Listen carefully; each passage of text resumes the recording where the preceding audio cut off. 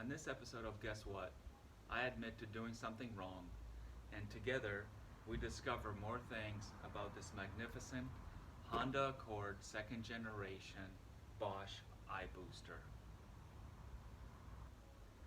So something that bothered me when I assembled this for the first time is how difficult it was to get this pedal on and to get this pin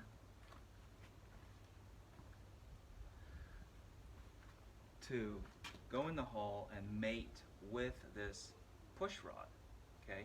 And that after I got it in there, there was constant pressure on the pedal, constant pressure on the master cylinder, and it seemed as the master cylinder was always under load, okay? Which perhaps is what could explain why we were not able to pump any fluid out of it initially, because the piston was never able to back up as much as it needed to allow the fluid in. That was pointed out to me by somebody either on the forum or in these comments, so thank you for saying that. Anyway, what happened today is that I decided to return and exchange the remote reservoir, and here's why.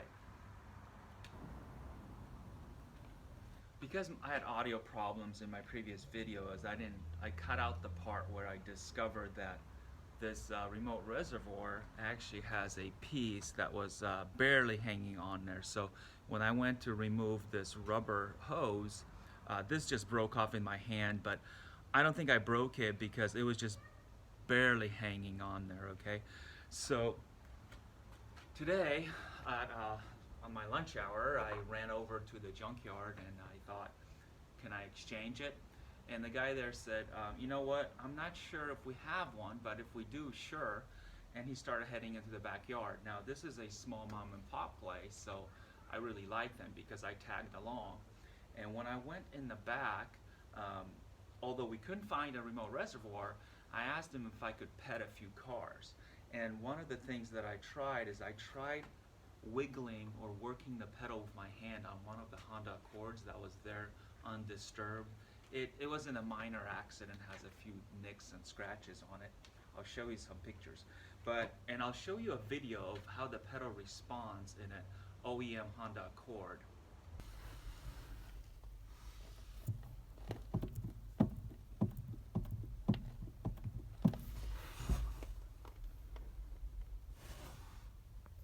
So in the Honda Accord, as you saw, there's a little bit of play in the pedal. I mean, it's ever so slight, but it has a loose spot. It's sort of hanging there, right? Whereas on my implementation here, there is constant pressure. So I thought, okay, what could it be? This leads me to talking about the mistake that I made. It was basically assuming that the pedal assembly sandwiches the firewall directly and attaches to this iBooster, but that is not the case. When I looked inside the Accord and I moved away all the carpeting there, I noticed that there's sort of two firewalls. There's the main firewall and there's this recessed part that I thought was a bracket that I could pull off and buy, but it's welded on, and it just so happens that it's a certain thickness. Now, fortunately for me, I happen to have my field micrometer with me, and it just so happens that that gap is exactly precisely the thickness of this field micrometer right here. I did measure this eventually when I got home, and I was guesstimating at 1/2 inch, and I was close. It's actually 7/8. So one of the things I want to try today, and the reason I'm making this video, and I think this is important, is if we add 7/8 spacers between the booster and the pedal assembly, that should give us a little bit of free play. But more importantly than the pedal position, it will free up the piston inside of the master cylinder completely and back it off to where now we hope that fluid will be allowed to enter the chamber, and therefore when we push the pedal with fluid inside the reservoir, we'll actually see it squirt out of those clear hoses like I tried before. So let me do that and then we'll be right back. Okay, so first thing I'm going to do is I want to do everything on camera so there's no secrets and no you know, magic voodoo going on. I'm going to remove the pedal assembly here first.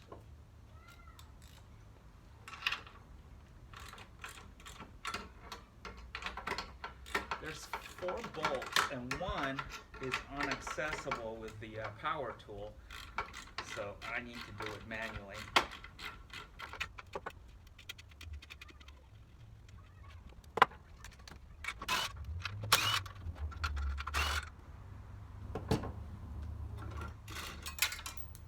Perfect.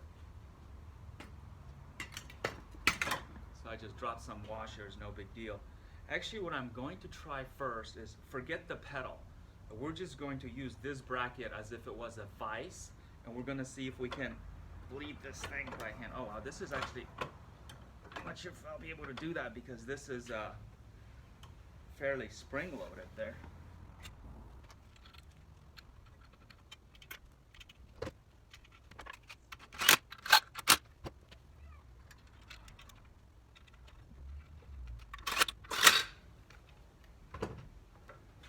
Okay, so there we have it. No pedal assembly. Now there's no restrictions on here. I'm gonna bring you in closer so you can see what I'm talking about. Okay, so what I want to point out is now there are no restrictions on this. Nothing is applying pressure to this like the pedal was before. So we're just essentially pretending that this is in a bench. Now I'm gonna mount the master cylinder in the back. Okay, so since we put some fluid in it in the last video, I want to show you that I completely drained it. I just kind of want to start over, okay? And so assuming this is full of air right now and it's fully drained. And now I'm curious to know if there's any type of pressure. So this is something I noticed on the CRV master cylinder, that without any pressure on here, this is not spring loaded at all, and that's important to know. This goes in flush as it can before it bottoms out on the O-ring, which is what we want. So now I'll go ahead and attach this, and I know we kind of took a step back, but I think we've discovered something here, and we've learned something, and that's about not putting pressure on here.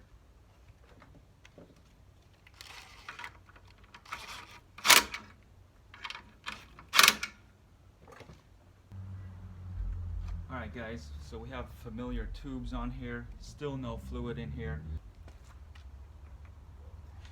Okay, I'm gonna put this hose on here, and this time I'm gonna use a clamp on it.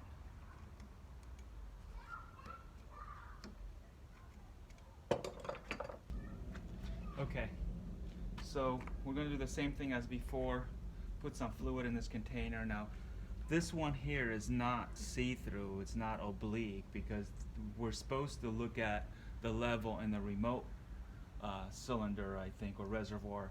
So it's really a pain in the ass to see if there's any fluid in there. But let's see what happens when we put some in there now with no pressure on the pedal. I think I might be seeing it already coming out of these lines. Let's see.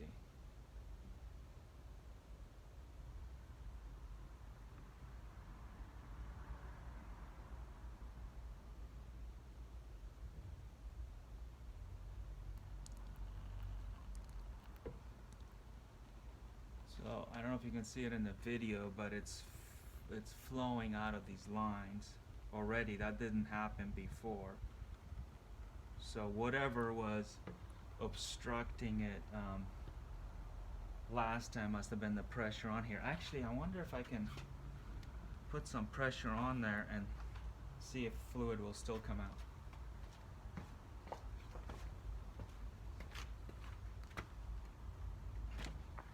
Great.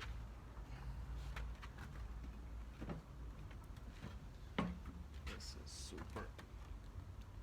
This is really hard.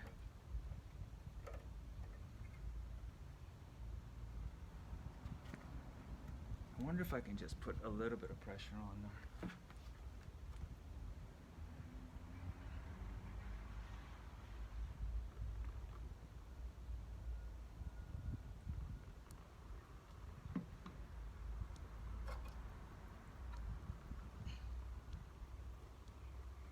What a pain in the ass. Okay. I'm a wuss. I cannot put enough pressure on here. So I wonder how I'm going to pump it.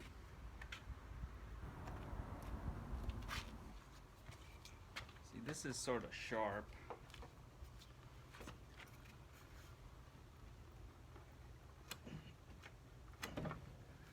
Okay. That is harder than I thought. I might have to put the pedal on here with the spacers because that's pretty freaking hard to push.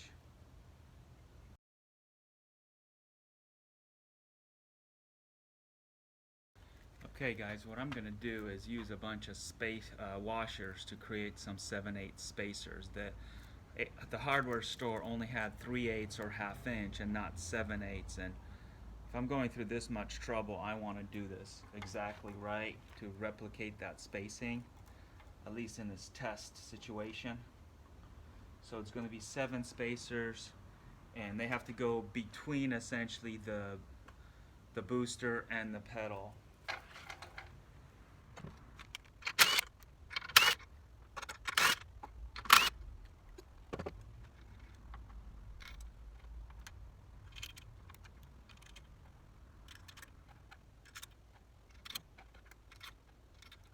So the spacers, then the pedal.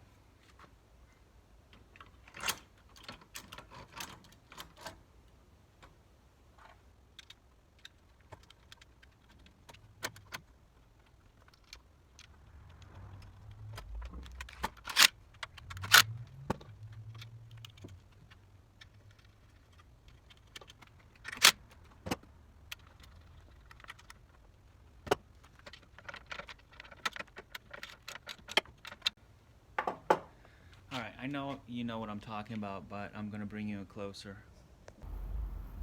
Alright guys, so this is what I'm talking about, is putting spacers in here between the booster, the firewall, and the brake pedal assembly. I know you know what I'm talking about, but I just want to show you anyway. So we got 7/8 spacers there. Alright guys, now we need to put this pin back in the pedal, right in here. And I can tell you already that it's going to be, oh wow, this is going to be incredibly much easier. Now unfortunately it has to go from the other side, but basically all I'm going to do is just put it in this hole, right? Why are you making me look bad? Okay.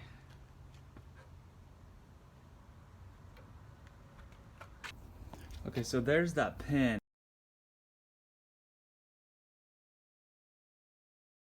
I did it with my hands this time, and last time, there it is right here, right? Last time it was impossible. I had to use a pry bar to push it in. So let's see how much play there is in this pedal now.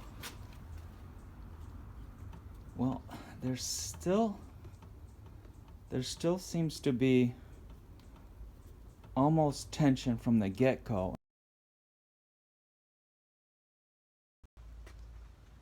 Okay guys, so I took out what appears to be a brake light switch, and now there is just enough wiggle. It's exactly the same amount of kind of free play as at the Junkyard, so I'm much happier with that. Okay, so let's see what happens next if we try to pump this. Stupid things. Yeah, it will pump fluid now.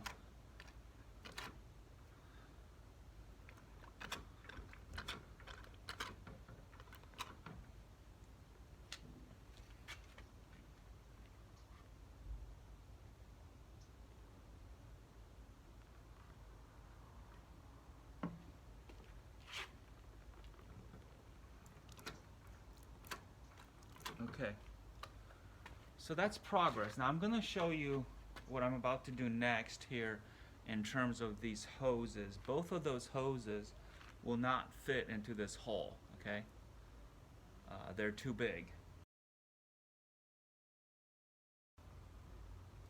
So let me show you how I plan on solving that. Alright, so here's how we're going to solve the problem of two hoses not fitting into here to recirculate this thing on the bench. We're going to use a little plastic T. This is 1/4 inch outside diameter clear tubing, just so we can see what's going on. And I think this might be like a 1/8 plastic T. So let me show you what I'm about to make with that.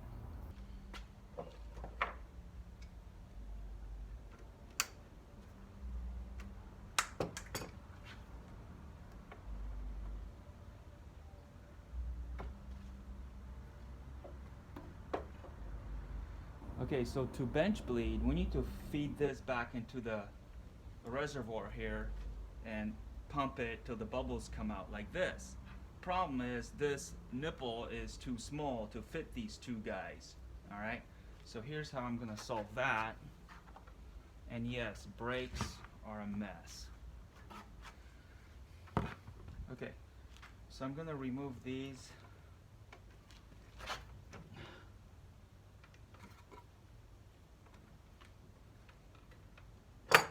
I'm going to use this new hose, and I'm going to make them go 2 into 1 and then 1 into here.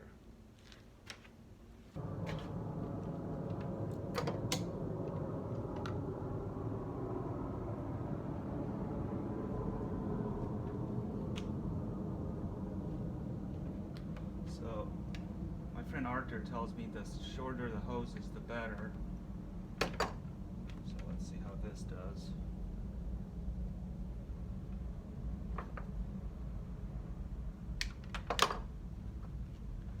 So I just cut them, and I'm gonna make this little T.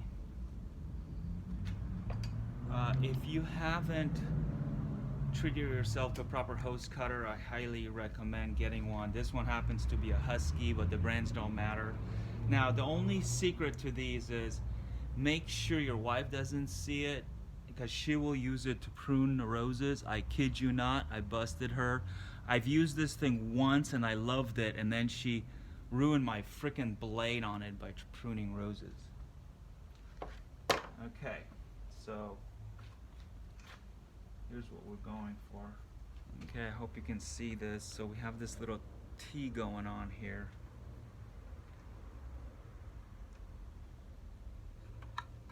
This will work. So that's gonna go there. I gotta tell you, with all the brakes that I've bled either by myself or my father as a kid, this is such a pain in the ass. Alright, then I'm gonna make the last hose go in there. Just want to make sure I don't use too much of it, so we'll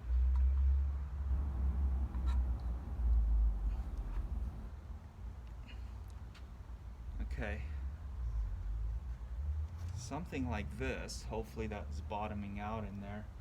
Let me give it a few pumps. So there is air, obviously. Okay, so I got to figure out how to put some more fluid in there. Back to this, just to fill it.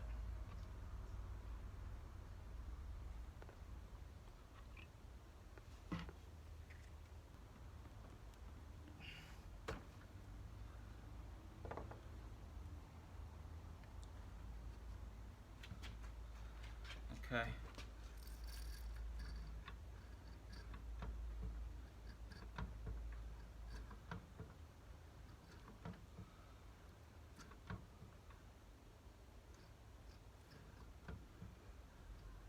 I think I need to put more fluid in this darn container.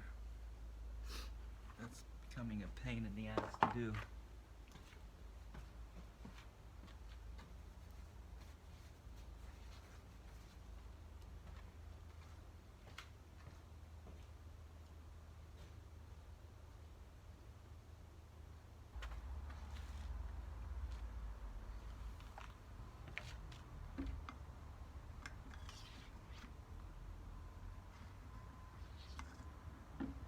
This is what I'm resorting to, like straw feeding it.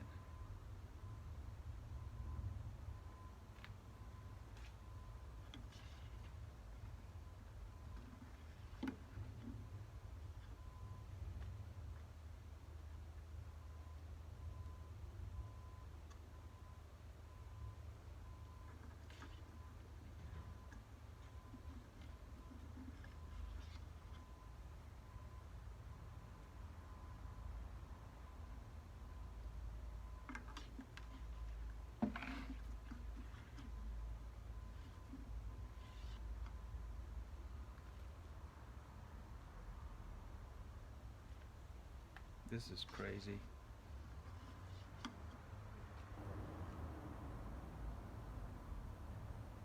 I absolutely hate this reservoir. I hate it.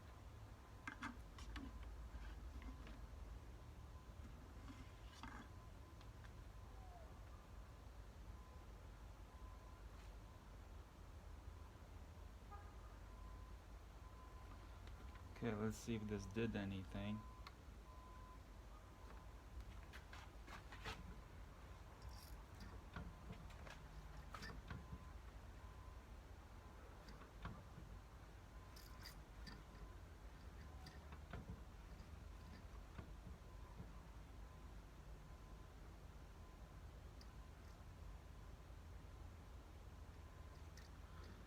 So I don't understand why the bubbles are going back in. I mean, they should bobulate in the reservoir.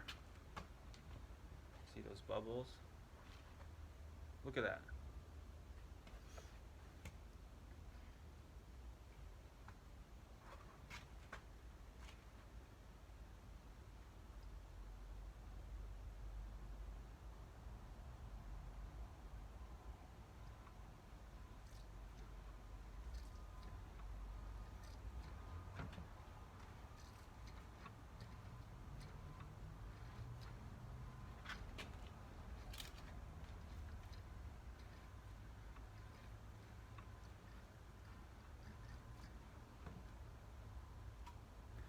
It almost seems like it needs to be like this.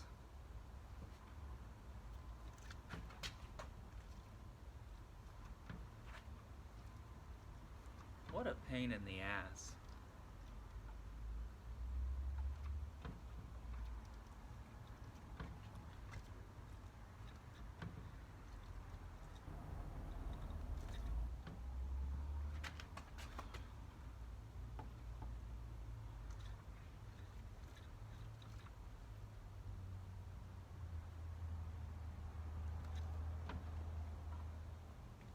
See, whatever is higher, obviously, that's where the bubbles want to go. So they're returning back here. It's crazy.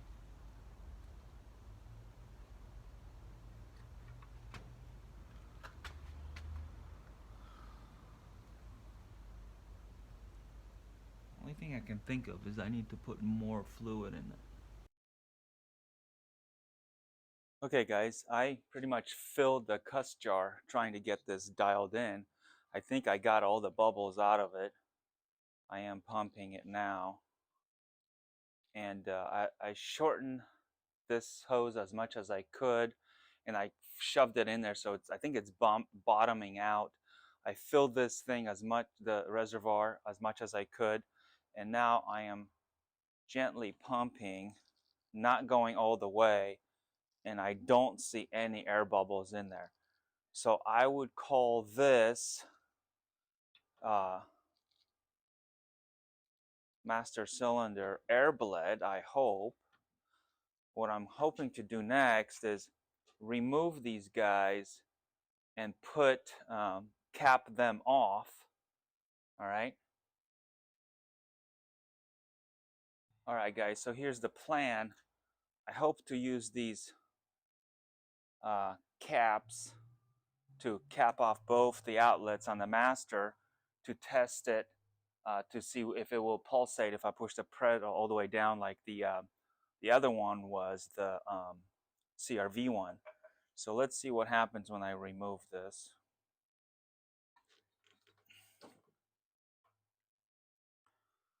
So I was told some fluid is going to come out. I knew that quite a bit actually comes out, but whatever. It's freaking messy.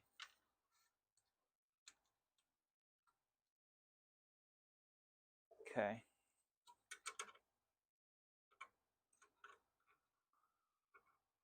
So these are capped. I may add more brake fluid in here just to make it happy. Why not?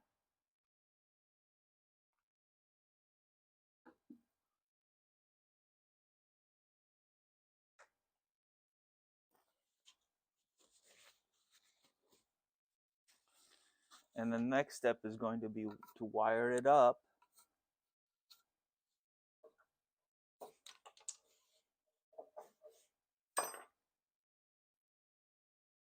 So it's kind of getting dark quick. I'm going to try to wire this up as quickly as I can. I may not describe everything what I'm doing as much as I would like to, but I'm dying to try this thing pump. So here we go. One regular car battery on the ground. Okay. How did this go? Okay, plug. Now the pain in the ass is remembering how these went, because these are individual. Okay, so here I have my little Rosetta Stone. This is Gen 1 to Gen 2 color coded. It's crazy, but here we go. I think one is green, and then this plug on mine is literally upside down. All right, so as I was saying, green is number 1, but it's upside down, so I'm glad I double checked. 2 is blue. 3 is yellow. That leaves brown as number 4. Okay. Those are in there. Now, black is ground, so it's black to black.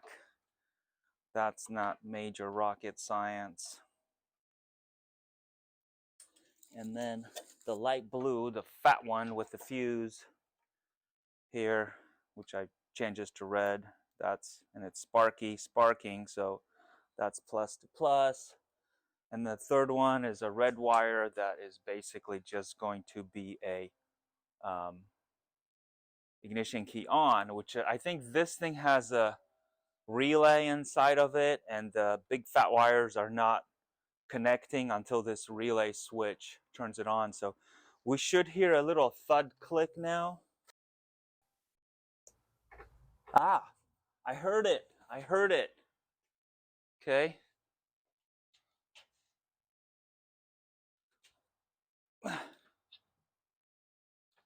Well, nothing's happening, but the fluid has nowhere to go, right? So I wonder what will happen when I do the same thing to my CRV doodad on this jig, you know, and if that's the trick, is just bleeding the bejesus out of it. Yeah, because I wonder if that would pulsate otherwise. I'm dying to try that. So thank you guys so much for sticking with me for the last video 2 or 3. Yeah, I hope that's all we have to do on the other one, on the CRV one, and it's actually a good master cylinder. Learned a lot. A lot of times on these projects, I joke that I learn way more than I wanted to about a particular component, but I enjoy this. It's frustrating, but it's also rewarding. I look like a fool, but I've learned, you know, and that's what's important. I've learned stuff. I know more about this now than I did when I started, and that's a plus. So good luck with your projects, and thanks for watching.